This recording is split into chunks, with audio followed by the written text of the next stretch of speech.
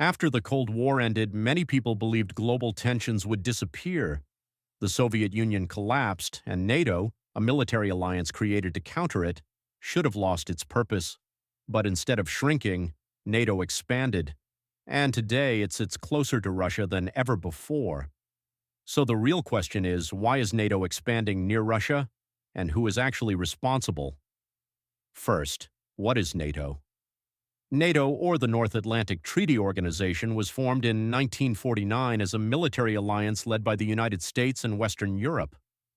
Its main goal was simple: collective defense, meaning if one member is attacked, all members respond. This idea is known as Article 5, and it makes NATO one of the most powerful alliances in history. Second, what happened? After the Soviet Union collapsed, when the Soviet Union collapsed in 1991, a massive power vacuum was created in Eastern Europe. Countries that were once under Soviet control suddenly became independent and vulnerable. Many of these nations had experienced decades of Soviet domination, so naturally they wanted protection, and the strongest protection available was NATO. Third, NATO expansion timeline. Since 1990, NATO has expanded in multiple waves. 1999, Poland, Hungary, Czech Republic. Joined 2004, Baltic states and others joined.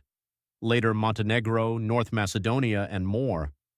This expansion brought NATO right up to Russia's borders, especially through countries like Estonia and Latvia. From Russia's perspective, this looked like encirclement. Fourth, why countries wanted to join NATO. For Eastern European countries, joining NATO wasn't about attacking Russia, it was about fear. Many of these nations had lived under Soviet rule and they didn't trust Russia's future intentions.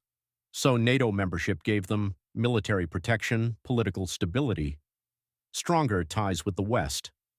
In simple terms, they saw NATO as a security guarantee against possible Russian aggression. Fifth, Russia's perspective, very important. Now here's the other side. Russia strongly opposes NATO expansion. Why? Because from their point of view, NATO is a military alliance originally built against them. It is now moving closer to their borders. It includes countries that were once part of their sphere of influence.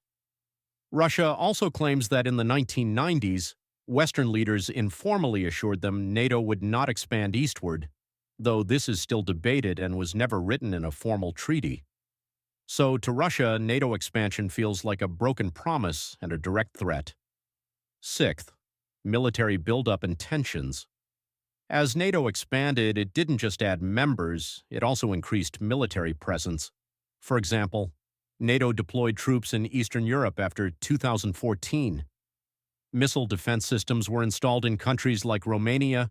Russia sees these as offensive threats, even though NATO says they are purely defensive. This disagreement is one of the biggest reasons tensions keep rising. Seventh, Ukraine, the breaking point. The biggest conflict today revolves around Ukraine. In 2008, NATO said Ukraine could eventually become a member. For Russia, this was unacceptable. Ukraine is not just another country, it is strategically and historically important to Russia. This tension is one of the key factors behind the 2022 war. Russia wanted to stop NATO from coming even closer. Eighth, so who is right? This is where things get complicated. NATO says, countries have the right to choose their alliances. Expansion is voluntary and defensive. Russia says, NATO expansion threatens its security. The West ignored its concerns. The truth is, both sides are acting based on their own security fears. NATO is expanding near Russia not because of a single reason, but because of a combination of fear from Eastern European countries, strategic decisions by the West, and deep mistrust from Russia. And this expansion is one of the biggest reasons why global tensions are rising today. Because when military alliances grow, other powers feel threatened, and that's how conflicts begin.